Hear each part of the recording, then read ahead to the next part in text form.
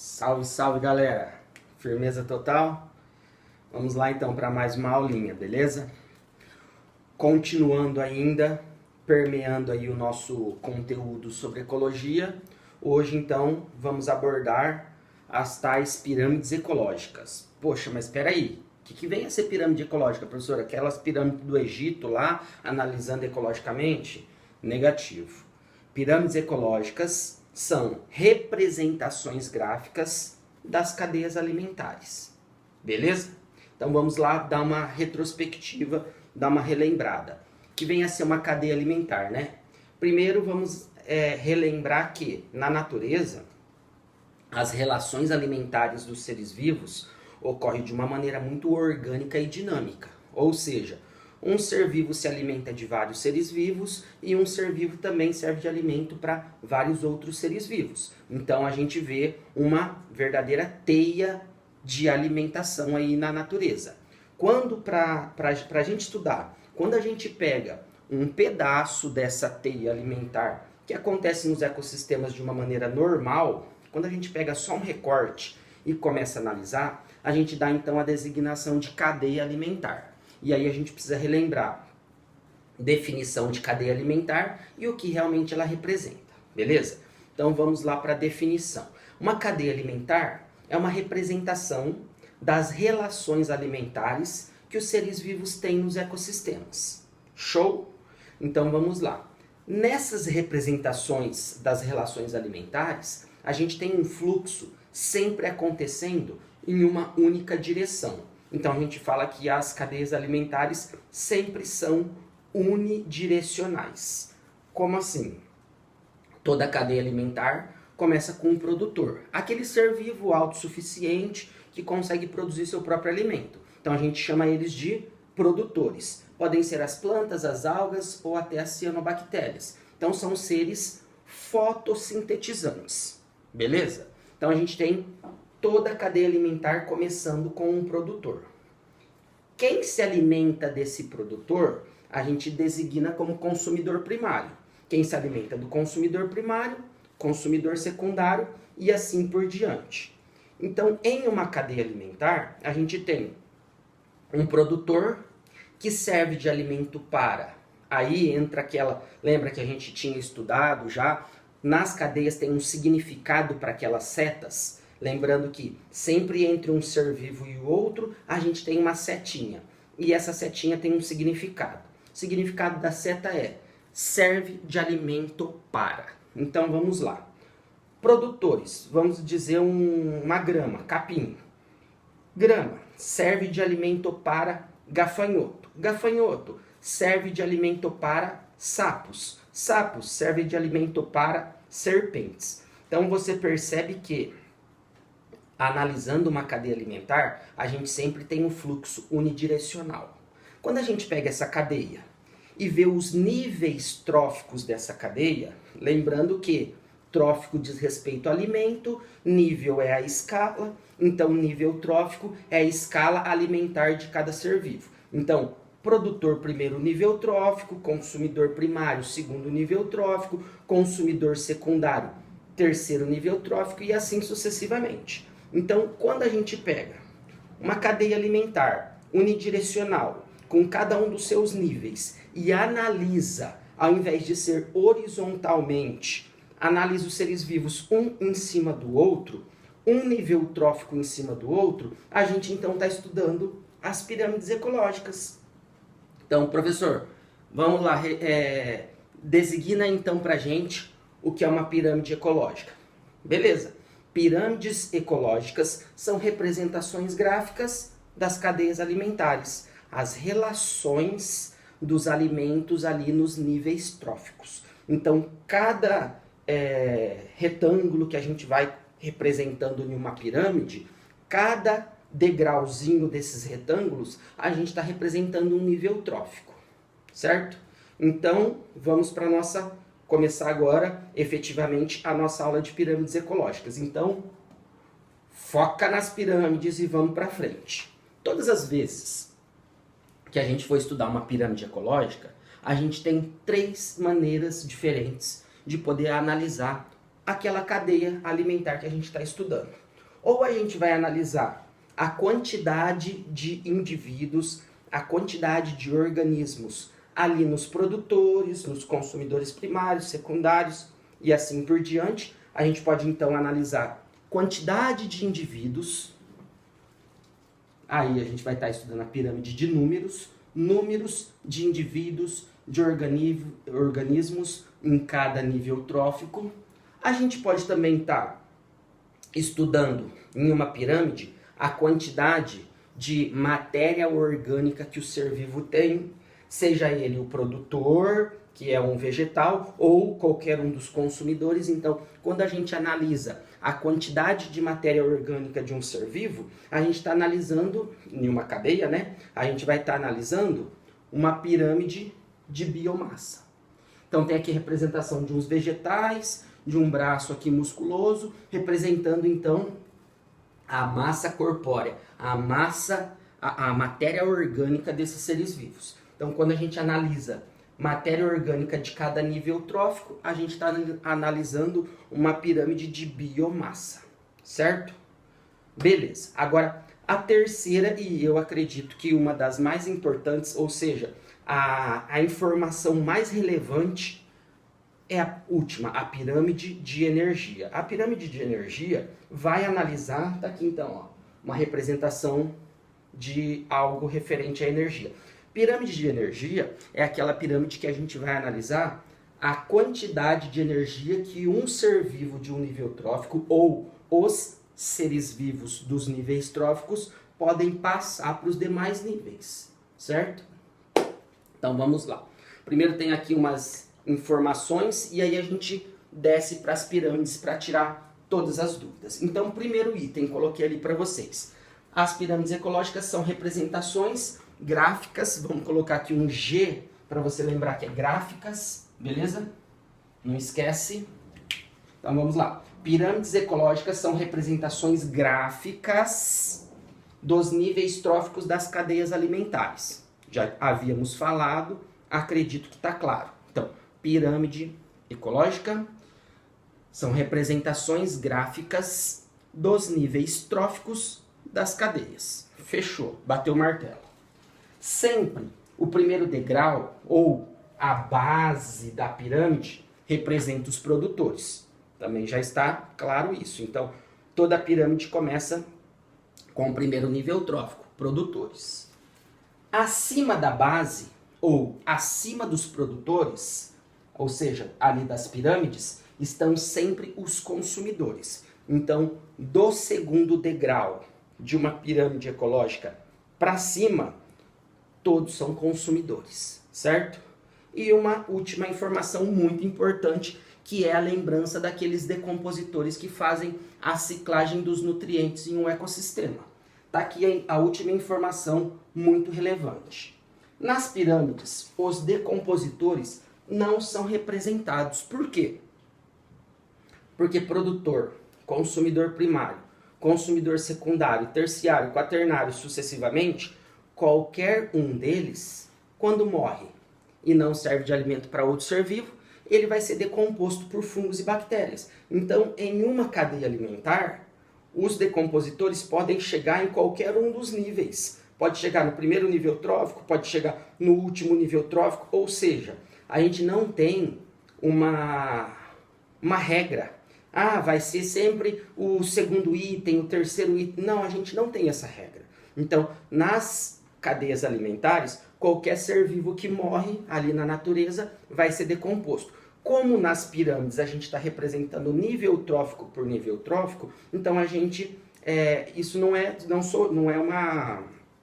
uma ideia minha ou uma vontade minha. Isso é uma designação dos estudiosos da ecologia. A informação a gente não vai representar os decompositores. Se a gente fosse representar, a gente teria que pegar em cada degrau dessa pirâmide, puxar uma setinha para o lado e falar que os decompositores podem agir ali. Mas a gente já fugiria do formato de pirâmide. Então, o formato de pirâmide, a gente analisa por degrau os níveis tróficos, com exceção dos decompositores. Show de bola? Então, vamos lá. Analisando, então, o primeiro tipo de pirâmide ecológica. O primeiro tipo de pirâmide ecológica é a pirâmide de número, ou seja, como havia dito, a pirâmide que vai estudar o número de indivíduos de cada nível trófico. Essa pirâmide, ela pode ter dois formatos principais. Quais são? O formato de uma pirâmide, na qual a base é mais larga e o ápice, o cume, é mais estreito.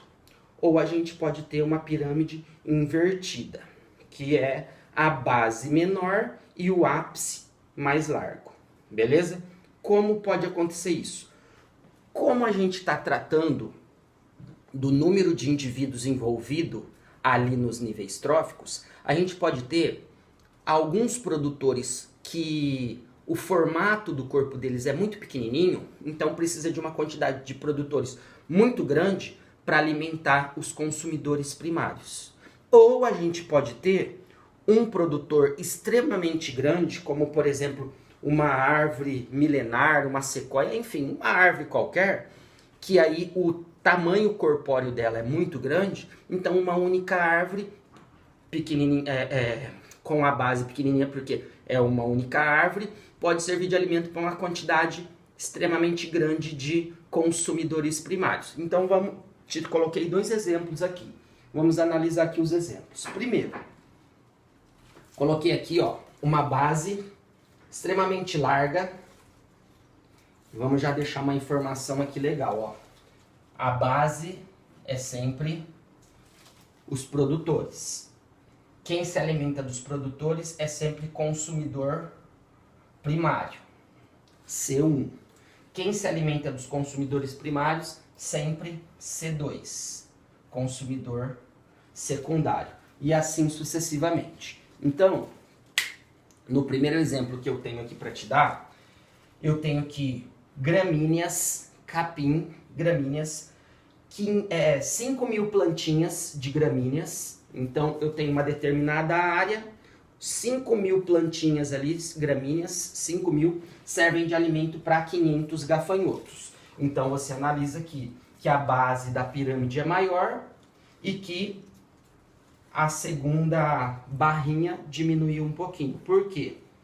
Um gafanhoto se alimenta de mais do que uma graminha, um capinzinho. Então, a gente tem muito alimento para uma quantidade menor de seres vivos. Aí, em cima dos gafanhotos, na nossa cadeia, que aqui está agora como uma pirâmide, eu coloquei o sapo. Então, grama serve de alimento para gafanhoto, gafanhoto serve de alimento para sapo. Então, 5.000 gramíneas servem de alimento para 500 gafanhotos, que servem de alimento para apenas 3 sapos. Então, eu tenho ali 3 sapos em um determinado ecossistema. Um sapo se alimenta de alguns gafanhotos, outro de vários outros, e assim fecha essa pirâmide. A gente tem um formato de uma pirâmide mesmo, certo? Então a gente fala que essa pirâmide é direta. Direta. Pirâmide direta é a pirâmide que tem exatamente o formato de uma pirâmide. Base mais larga e ápice mais estreito. Beleza? Meu segundo exemplo aqui de pirâmides de número entra naquele critério que eu acabei de falar para vocês. Um ser vivo com o seu tamanho corpóreo muito grande. Então coloquei aqui IP. IP é aquela árvore grande, de grande porte, típica principalmente do Cerrado. A gente tem várias cores de flores ali, amarela, vermelha, vermelha não. Amarelas, brancas, roxas, enfim, a gente tem várias cores de IP. Coloquei aqui para vocês 3 árvores de IP. Então pensa, um IP grandão, serve de alimento para um monte de insetos, né? Cada árvore, muitos insetos. Então, 3 IPs servindo de alimento para 1.000 besouros, e esses 1.000 besouros servem de alimento para 20 pássaros. Então pensa, o formato da pirâmide mudou. Eu não tenho mais o formato direto de uma pirâmide. Eu tenho uma base menor, o segundo andar aqui o segundo nívelzinho, eu tenho uma estrutura maior e em cima uma estrutura menor. Se a gente parar para pensar um pouquinho, a gente entende que isso daqui não está muito fora da casinha não. Por quê? 3 árvores de grande porte. Serve de alimento para um monte de insetos. Então a gente designou aqui 1000 besouros. Aí pensa, quando o besouro serve de alimento para os pássaros, poxa, um besouro não vai alimentar apenas um pássaro, não vai ficar satisfeito com apenas um besouro. Então, 1000 besouros serve de alimento para 20 pássaros. Beleza? Então, a gente tem um segundo formato. Nesse caso, a gente vai designar o nome dessa pirâmide de uma pirâmide invertida ou indireta. Vamos colocar aqui, ó, inversa, que também significa invertida, ou indireta. Uma pirâmide invertida ou indireta é uma pirâmide que não tem aquele padrão que a gente pensa de uma pirâmide, base larga, certo? A base aqui é um pouquinho menor. Então, espero que não tenha muita dúvida com isso aqui, que é extremamente simples. Esse conteúdo aqui, ele é básico do básico, a gente não tem muita enrolação dele. Então, a gente vai designar o número de indivíduos em cada nível trófico de uma cadeia alimentar. Você pode ter uma cadeia alimentar que o primeiro nível trófico, os seres vivos são pequenos, então cabe uma quantidade de indivíduos muito grande, capim, ou uma base de cadeia alimentar, produtores ali que são extremamente grandes, então a gente tem uma barrinha menor que serve de alimento para os outros. Fechou? Então vamos lá. Pirâmide de biomassa. Na pirâmide de biomassa, geralmente pega-se em uma determinada área, em 1 metro quadrado ali, a quantidade de massa ou matéria orgânica que aqueles seres vivos têm. Então, geralmente, para fazer essa análise aqui, não é só contar. Porque aqui a gente está falando que um ser vivo é pequeno na base, né? Então ele tem muitos seres vivos, e um ser vivo é grande, então tem poucos seres vivos. A gente não sabe o peso desses seres vivos. Não quer dizer que é grande ou é pequeno, esse ser vivo tem muita massa ou menos massa. Para a gente analisar a biomassa, geralmente se coloca esse ser vivo, depois de morto ali, analisa, em uma estufa, desidrata, permite que toda a água do corpo desses seres vivos saia, para que o processo ali de pesagem aconteça. Então, pesa-se a massa seca dos indivíduos, para não pesar água. A gente tem seres vivos que têm muita água na composição do seu corpo, como por exemplo caravelas, águas-vivas, animais aquáticos, e você tem outros seres mais rústicos, com um corpo mais rebuscado, com uma quantidade menor de água. Então, o que é importante para analisar aqui nessa pirâmide é a quantidade de matéria orgânica. Então, é massa seca. Desidrata, tira a água e aí a gente analisa. Então, eu tenho também 2 possibilidades. Uma possibilidade que é uma pirâmide direta e uma possibilidade que é a pirâmide indireta ou inversa. Nesse caso, grava isso aí, ó, dá um printzinho aí nessa informação. No caso da pirâmide de biomassa, as invertidas ou indiretas só tem esse exemplo, só esse exemplo aquático. Na natureza, até então, a gente não conseguiu analisar um outro exemplo que a biomassa é bem diferente, como a gente está vendo aqui. Então, nos seres terrestres, a gente sempre vai ver pirâmide de biomassa direta. Para ver uma pirâmide de biomassa indireta ou invertida, são os seres aquáticos, porque são aqueles que a composição corpórea tem uma abundância de água e ao ser desidratado, a gente tem então uma biomassa mais diferenciada do que os terrestres, certo? Então vamos lá. Deixa eu já deixar anotado aqui para a gente não esquecer. A primeira forma de pirâmide de biomassa é a pirâmide direta. A segunda forma é a inversa ou indireta.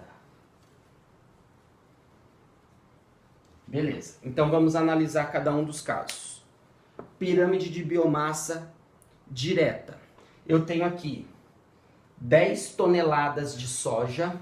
Então pensa, numa determinada área, pegou-se uma quantidade de plantinhas ali de soja, colocou-se na estufa, secou, desidratou, pesou toda essa soja e viu que ali tinha 10 toneladas de biomassa. Essas 10 toneladas de biomassa, essa soja seca, serve de alimento para um determinado gado. Esse gado desidratado, tirado a quantidade de água e pesado, a gente tem uma biomassa de 1 tonelada. Esse gado de 1 tonelada, ele acaba servindo de alimento para 70 quilos de um homem. Poxa, mas aí você está falando que 1 tonelada serve de alimento para um homem? Não.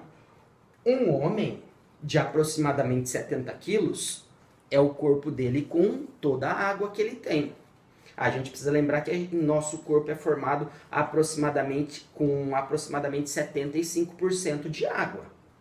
Então eu, com meus 65 quilos, se me desidratar, o meu peso vai ser extremamente menor. Então, com aqui uma biomassa de 70 quilos mais ou menos, eu não estou falando só um homem. Então são uns 3, 4 homens ali para se alimentar de um boi inteiro.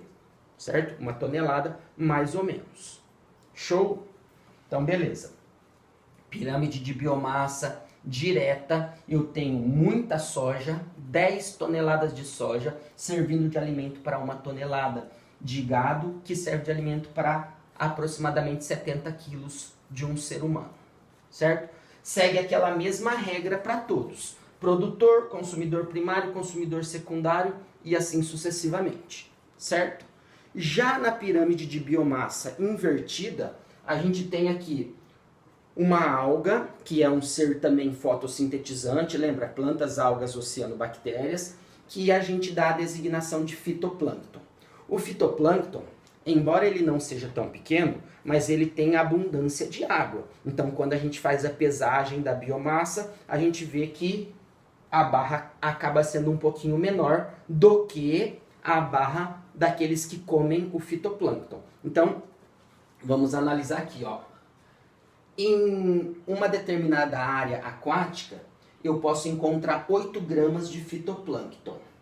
Essas 8 gramas de fitoplâncton conseguem alimentar 40 gramas de zooplâncton, ou seja, uma quantidade de zooplâncton que, ao ser pesada, gera essas 40 gramas. E aí, a barrinha mais ou menos parecida aqui, essas 40 gramas de zooplâncton servem de alimento para aproximadamente 35 gramas de um determinado peixe pequeno, certo?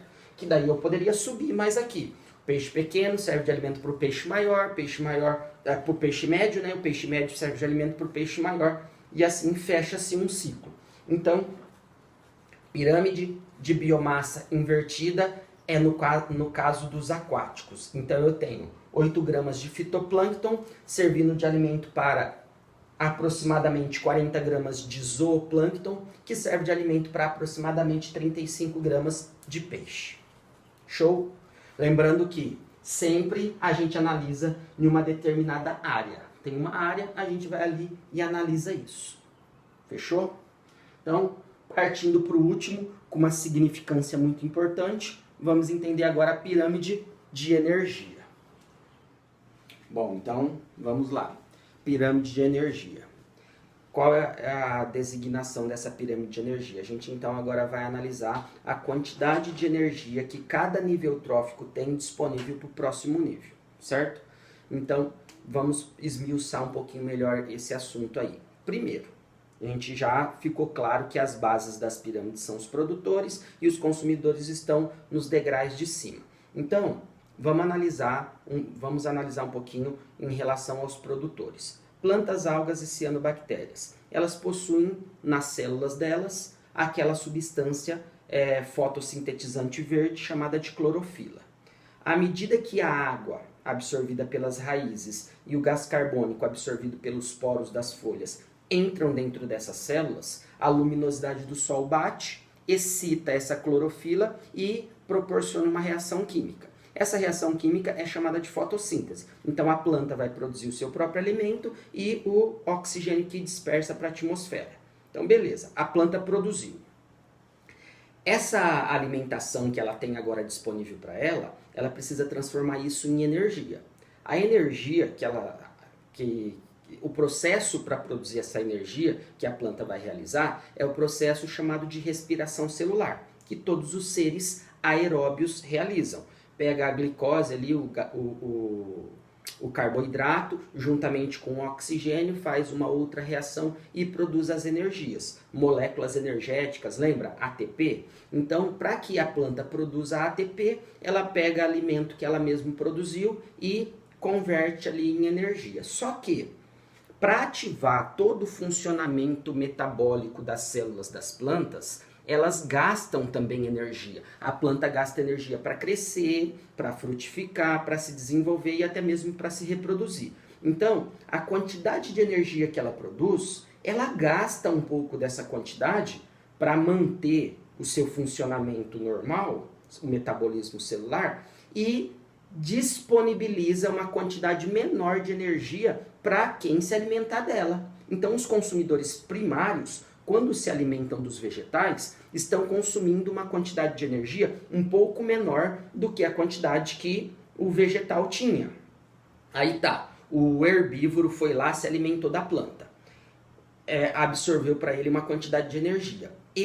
O herbívoro, vai usar para o funcionamento do seu metabolismo corpóreo também uma quantidade de energia para se movimentar, para fazer a respiração celular, para transpirar, para as atividades cotidianas. Enfim, quando alguém se alimenta desse herbívoro, a quantidade de energia disponível para o próximo nível trófico já é um pouco menor, porque ele gastou. Então, todos os seres vivos só estão vivos em atividade porque eles necessitam de energia. Então, a gente precisa de energia para todas as nossas atividades. Nas cadeias alimentares, que agora a gente está analisando numa forma de pirâmide, todo ser vivo vai se alimentando do outro, mas em critério de energia, a gente vê que eu uso a energia e deixo disponível para o próximo nível trófico uma quantidade um pouquinho menor. Então, no nosso esquema aqui, eu coloquei aqui uma quantidade de gramíneas, aqui capim, grama, né? Eu coloquei aqui 10.000 quilocaloria. Tem um outro critério aqui que eu não notifiquei para vocês. Energia, na ciência, a gente vai categorizar como calorias, né? Então aqui a gente está colocando como quilocalorias. As quilocalorias são as quantidades de energias que os níveis tróficos disponibilizam para os demais. Então, coloquei aqui, ó, gramíneas, né, capim, 10.000 quilocalorias elas têm.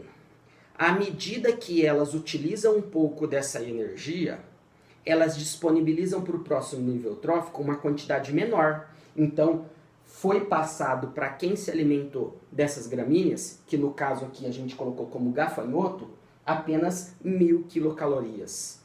Quando o consumidor que se alimentou desse gafanhoto, que a gente colocou como sapo, quando ele vai se alimentar do gafanhoto, ele recebe para ele uma quantidade menor ainda de energia, ou seja, de quilocaloria. Então, eu coloquei aqui 100 quilocalorias. Então, você vai analisando que a grande maioria da energia que um ser vivo tem, ele utiliza no funcionamento do seu próprio corpo. Ele disponibiliza aproximadamente 10% do que ele tinha para o próximo nível trófico. Então, a gente analisa aqui que 10.000 quilocalorias das gramíneas passaram para os gafanhotos apenas 1.000 quilocalorias. E os gafanhotos, ao servirem de alimento para os sapos, disponibilizaram para os sapos apenas 100 quilocalorias. Então a gente vai analisando que quanto mais distante da base da pirâmide estiver o ser vivo,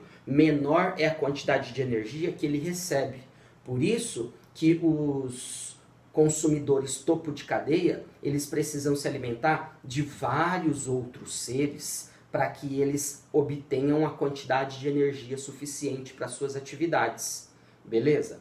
A gente também colocou aqui, ó, umas setinhas para cima em cada degrau e escrevi calor, porque ao processar o nosso metabolismo, a gente também perde energia na forma de calor, pela transpiração. Então, à medida que cada um desses seres, né? À medida que cada um desses seres realiza o seu metabolismo celular, ele também perde energia na forma de calor. Então, sempre há uma defasagem de energia de um nível para o outro. Então, por isso que sempre a gente vai encontrar a pirâmide nesse formato, que é aquela pirâmide que a gente chama de pirâmide direta.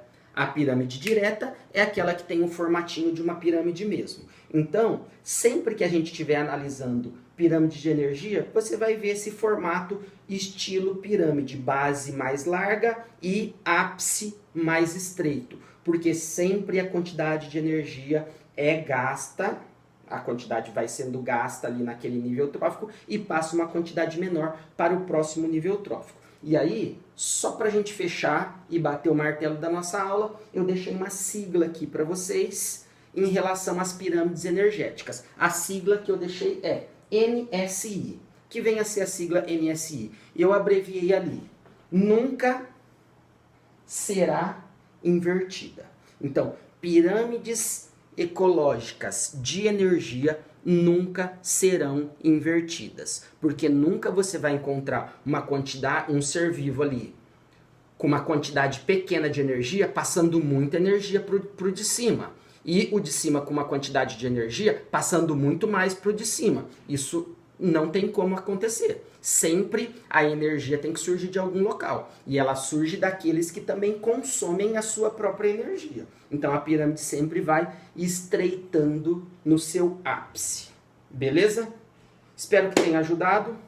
Fiquem com Deus, bons estudos e até a nossa próxima videoaula.